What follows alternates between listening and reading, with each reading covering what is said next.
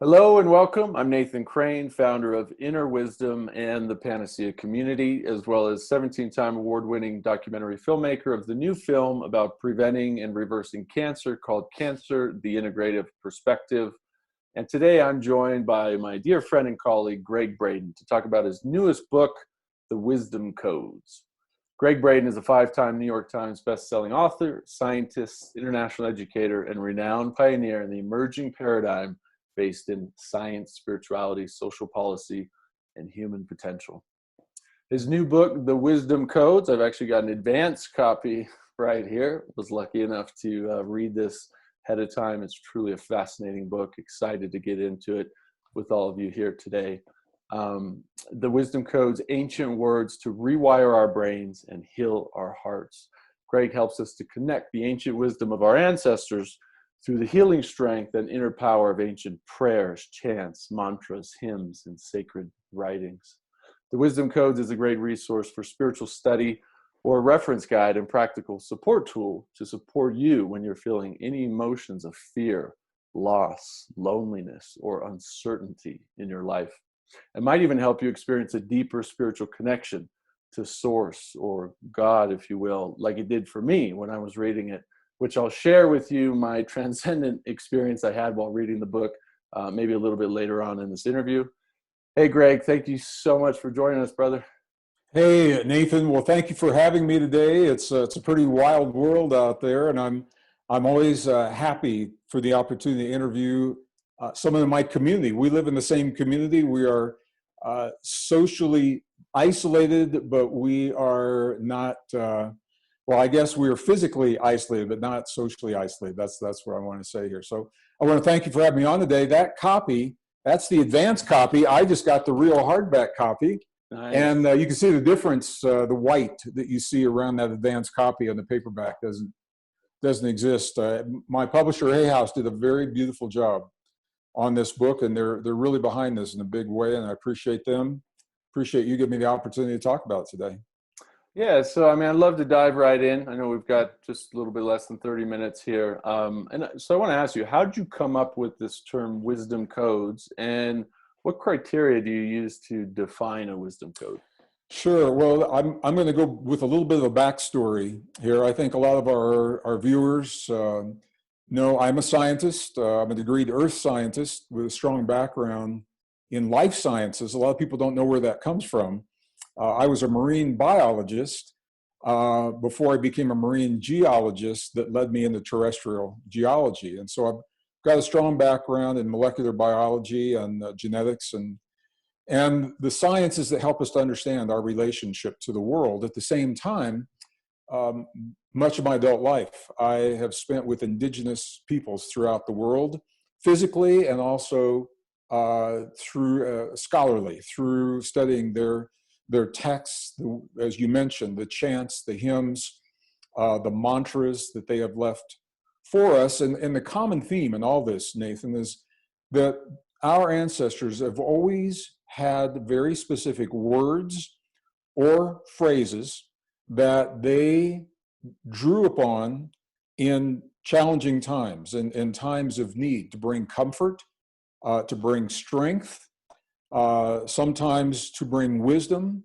and understanding when life brings to their doorstep, when life brought to their doorstep, the conditions that really challenge their lives. So as different as the cultures are, there are common themes through these words. And as a scientist, I'm fascinated by that. You know, why for over 5,000 years, or even older in the case of the Vedas, the ancient Vedic mantras, why do we keep going back to the same words again and again, and the different modalities of these words, and why do they in fact help us in times of need? And it wasn't until the 20th century that question could be answered.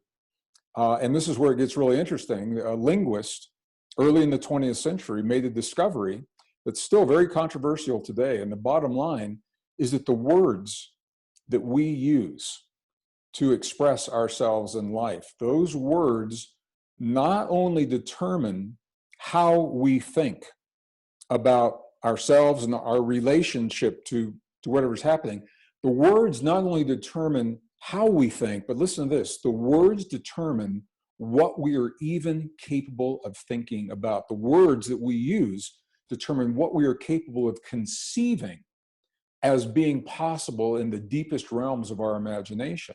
Now, that is a huge statement, and it carries big implications. And we know the science now, in just the last few years, has shown us that the words we use determine how the neurons in our brain, and now we know they exist in our heart, how those neurons wire and fire together to help us put together concepts and ideas. This is important because we live in a culture, in the Western cultures, the Western languages are based upon separation. So in our culture, we have words that talk about then and now, about over there and over here. And, we take that for granted. But there are indigenous languages, such as the Hopi language, for example, was where the studies began, where there is no way in the Hopi language, they do not have the words for the future or the past. Everything is present, everything is alive, everything is now. They have only the ability to talk about what is happening in the moment. And this is reflected, those words that they use in their language is actually reflected in their worldview that we're all familiar with. Their worldview is a view of unity, a view of cooperation, a view of harmony with nature, and their language supports that. So my criteria, on this long answer to a short question, my criteria is to understand what were the words, and again, they come out in different ways, chants, mantras, hymns, that have been used consistently and successfully in the past. And for me, it took 40 years to write this book, because for 40 years I've been journeying into the highlands of central China and Tibet, the Tibetan plateau, with the monks and the nuns, and into Nepal and India, and with the shamans and the healers and the curanderos and the Andes Mountains of Peru, and onto the Altiplano of Bolivia, and here in our own backyard, right here in the American Desert Southwest, and more. And so this was an opportunity. It was actually very healing, Nathan, for me to write the book, because it gave me the reason and the justification to take the time to sit down and coalesce this information, to pull this stuff together. And actually, I should call this volume 1, because there are so many examples of these traditions. I had to distill into what I felt were the most relevant right now. So I've drawn upon the Upanishads and other aspects of the Vedas and the Essene and the Gnostic text, the Christian text, the deep traditions of the Buddhist traditions and Native American traditions, the burial texts of Egypt that we find on the temple walls instructing the soul into immortality. And I've categorized them into chapters that are based upon loss, upon fear, upon protection, on love. It's not all about bad things. It's just about the comfort and the wisdom and the healing that language can bring to us in times of need. And that's why I'm so excited. I had no way of knowing we were going to be in the middle of a global lockdown when this book was released. And I think that there are portions of this book now that are more relevant than ever. A long answer to a short question, but does that make sense, what I said? It helped understand? Yeah, no, thank you. Thank you. And I think it does become an important resource for what we're going through right now, this whole COVID-19 crisis, because there is a lot of supporting, a lot of support comes from this book mentally, emotionally, and spiritually. Briefly, I want to share, an experience that I had with Wisdom Code 4, the Gayatri Mantra, which was totally unexpected. And I've been taking my time going through this book. It's something I think that you can really digest slowly over time. And if you practice it as you lay out in the book, I think it's something that can really support us through these challenging times. And this was just before the whole lockdown. But maybe you can talk briefly about the Gayatri Mantra, what it is, what it means, where it comes from, why you chose it. And then, I'll spend just a couple minutes. I'll share my experience. I'm just going to say it in about one sentence. It is considered to be one of the most universally applicable, one of the most ancient, one of the most consistent prayers in the Hindu tradition, in its native tongue. In the book, I share the translation, but it's the vibration of the original words. And I've tried to do that in a number of ways. In the Aramaic version of the Lord's Prayer, for example, and in the Gayatri Mantra and some of the other Vedic traditions from the Bhagavad Gita and the Upanishads. Om Namah Shivaya, for example, is one that's probably very familiar to a lot of us. And there's something about the way those original words come together, those vibrations that transcend the English translations. So I've stayed with those. So I'm really interested. I want to hear what was your experience with Gayatri Mantra? Yeah. So what I love what you do with these wisdom codes that you call them is you go into depth in each chapter. The as you said, the different translations of it, the essence of the meaning, the deeper understanding of it. Which if I read this wisdom code, the Gayatri Mantra, Brahma, the manifestation of spiritual energy, destroyer of sufferings, embodiment of happiness, bright like sun, destroyer of sins, divine, intellect who may inspire. I really, had no understanding of what that really meant, And then as I really spent time reading, as you break down the different meanings, the translations, the deeper understanding, and then I went into meditation and did the practice that you suggest. As I was sitting in meditation, really tuning into the deeper understanding of what that is about, I went into this totally transcendental experience. I actually left my body. I went into, vastly infinite space in the universe. And I ended up in front of this giant, just infinite bright light. The only way I could describe it is the light of God, source energy. And part of my connection, part of my intention in that mantra, of what I understood from it, is to know God, is to know source, is to have a deeper connection, that oneness. And all of a sudden I went into that light, and there was just profound love and just this energy, this vibration of just complete wholeness and happiness and fulfillment. And I don't know how long I was in that meditation. I don't know how long I was in that light, that energy for, but when I came back out of it and I came out of the meditation, I just felt this deeper sense, this deeper connection to source, to God, to the universe, to whatever you want to call that life that emanates within all of us. And it was in meditating on that wisdom code that led me through that experience. And it was quite profound. So yeah. Wow, Nathan. Well, thank you for sharing this. First time you and I have had, this is not rehearsed. First time you and I have had the opportunity to talk about that. And I'm not surprised when I hear that, because it happens for people a lot. That's why these codes work. I'm always in awe of how powerful and how effective and how simple. People have said to me, it cannot be as simple as saying these words. Now, nature is simple, life is simple until we make it complex.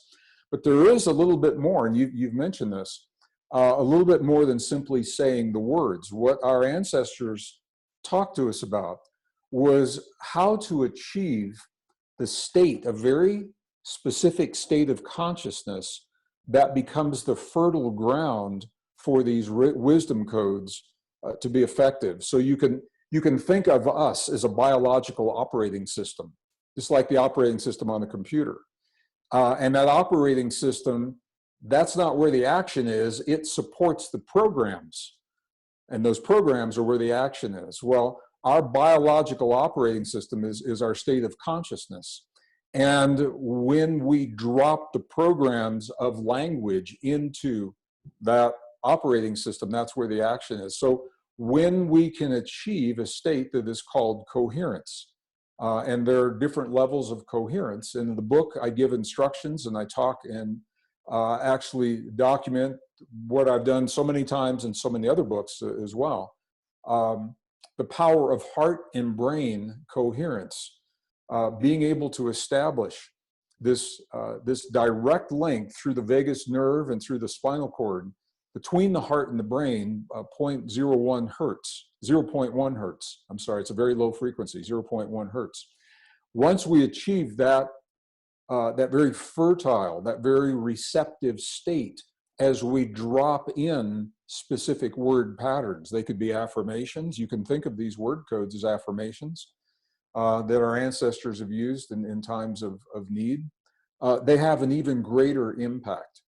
And I use these myself as well. There are some, Nathan, that I use even on a daily basis. And I'm looking, I know this is a brief interview today, but can I share, I'd like to share my personal experience of one of these mantras. I had one in mind as I began this interview and it just changed. So, yes, so I in the moment, I'd like to offer our viewers, you know, we're going through a tough time. The world is going through a tough time. We're going through a tough time. And a lot of what we're going through, and I'm not denying the extremes in the external world. That is a fact. We cannot argue with that. However, our response to those extremes, we determine from within. And this is really where we find our power. And for people that don't know that, this is where the struggle and the suffering comes from. And this is for people who are accustomed to living their lives based upon the diversions and the distractions of everyday life. The going and doing, wherever it is, going to the mall, going to work, and then some of them are necessity, then we have to go to work. But those ultimately are diversions and distractions. They've been suddenly yanked out from under us. And for those who hinge their sense of well-being upon those external diversions, they are suffering, and that suffering is actually stress to the body, the very stress that depletes the immune system that we need the most. If ever we needed that immune system, it's right now. So I'm going to come back. You and I'm assuming most of our listeners, we're blessed to live here in the American desert Southwest. And if you are not with us in another part of the world, when this is over, I'm going to invite you to check out the American desert Southwest. But it is the wisdom from so many of our indigenous brothers and sisters here that has helped me through difficult times. The Navajo of northwestern New Mexico and parts of Arizona have a way of looking at the world they express through what's called the beauty prayer. And it's a long, a very lengthy prayer, probably too much, you know, to say quickly in times of need, but it has been condensed by members of the Navajo Nation. And the one version I'm going to share with you is from an amazing, beautiful man. He's a Navajo artist. His name is Shanto Bigay. And he has condensed that beauty prayer into a theme of three brief phrases. So I'd like to share those phrases and what they mean to me. It's all about the power of beauty. I just want to preface this. In indigenous traditions, beauty is more than an aesthetic experience. It is a force of nature, just like gravity and electromagnetism and the strong and weak nuclear force. Beauty literally is a force of nature. And I believe that beauty has played a powerful role in my life, all of my adult life as a scientist. So I wasn't surprised when I found this. The three phrases simply say, the beauty that I live with, the beauty I live by, the beauty upon which I base my life. That is the essence of the beauty prayer. The beauty I live with, the beauty I live by, the beauty upon which I base my life. Here's why it's important. The beauty I live with reminds us that beauty already exists in all things. It doesn't have to be created. Our job is to seek it out, to find the beauty in whatever life brings to our doorstep. And that is a deeply spiritual process. The beauty I live by is our ability to use that beauty as the foundation, as the lens through which we see our experiences and our relationships to other people. So someone, it's up to us how we interpret how someone treats us. Someone may treat us poorly in the worldview, and if we harbor the anger or the resentment around that, then it actually hurts us. It depletes our immune system, and that stress is not good for us. We have the opportunity to redefine what that means. The beauty I live by, the beauty upon which I base my life, is an invitation for beauty to become the foundation of our everyday experience. And when we begin to live, I say this to myself at least once a day, multiple times per day. The beauty I live with, the beauty I live by, the beauty upon which I base my life. And when I say that with respect to what we're seeing happening in the world right now, there are horrible and frightening things happening around us.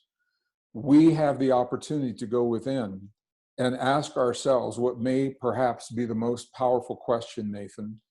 And the question is this: when people fear a virus, the fear is that they will succumb to that virus. We're made for times just like this, and our bodies know exactly what to do if we have honored our bodies. And the question is, do I love myself enough to give myself what I need to be at my very best, to optimize my humanness in the presence of this experience? And this is where the power of the beauty comes in. When we see the beauty within us and how that beauty shines in the presence of even the darkest of human experiences, we find an inner strength, and that is a strength that gives us the reason and the courage to do the things that we know to do. Good nutrition. Don't eat food that's made in a factory. Eat food that comes from the earth.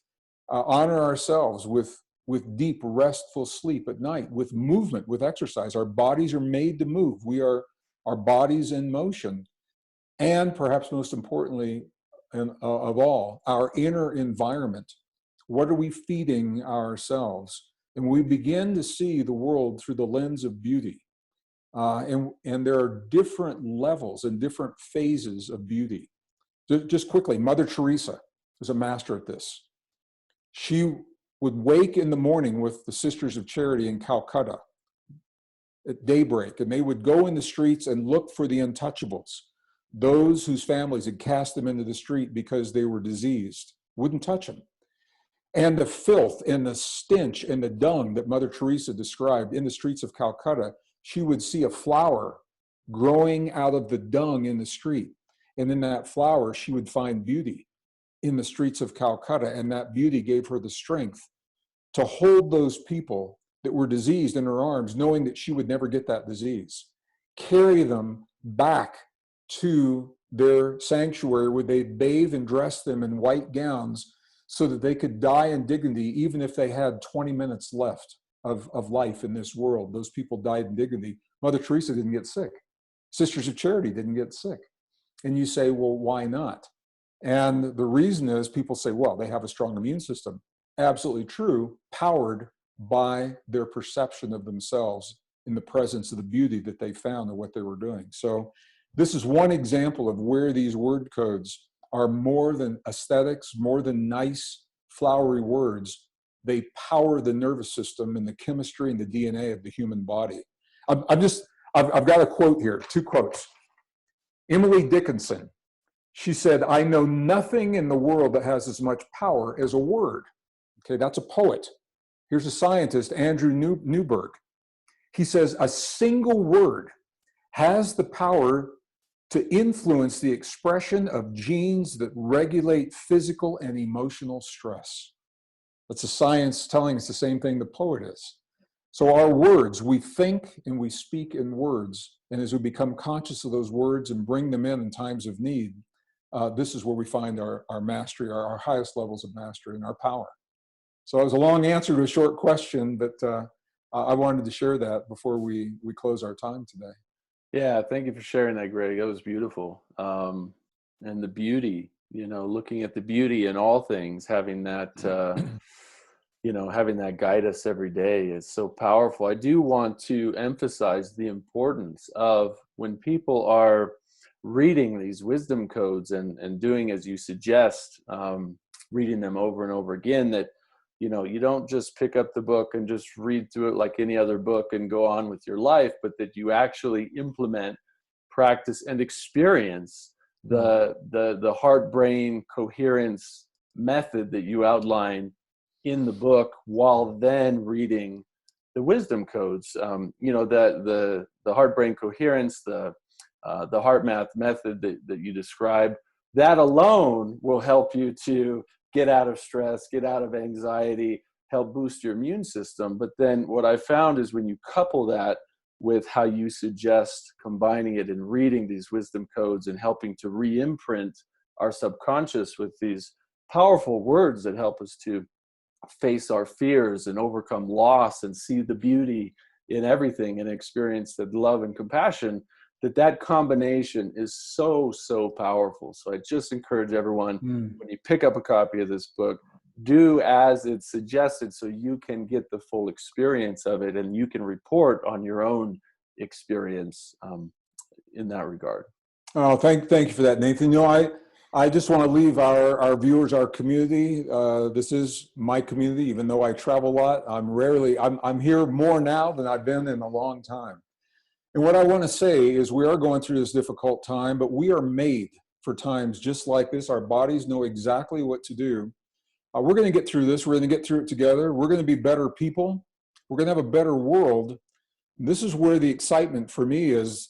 There is a new world that's emerging. When our restrictions are lifted, we enter into a new world. But here's the thing, that world doesn't exist yet. We're building it right now by the way that we respond to what life has, in fact, brought to our doorstep. And the question is, are we going to emerge into that world as victims, feeling powerless over the experience that we're having, or as masters with the opportunity to build a new world that reflects what we have learned while we have been in our relative isolation, as we had the time to go within? I don't know the answer to that. We're building that answer right now. So I'm going to invite people to bear that in mind during these next few weeks, because we have the time and the opportunity, and now the means and the modality to do something very, very beautiful with this experience, and it's up to us. Well, Gregg, I want to thank you for dedicating your life to this research and bringing this wisdom to us today at this critically important time. And I want to encourage everyone, pick up your copy of the wisdom codes. These codes are something that can really support us in, as you said, building that new world as we move into the unknown, and building it from a place of love and trust and beauty and support and guidance and wisdom. GreggBraden.com. You can get the book there. Amazon, retailers. I'll put a link below this video. You can just click that link, go pick up your copy today. Share it with everyone you love. Gregg, thank you so much for being here and sharing your wisdom. I appreciate it, brother. Thanks so much, Nathan. I appreciate you. My love to you and your family and everyone watching. I look forward to our next. Take good care. Thank you. Bye.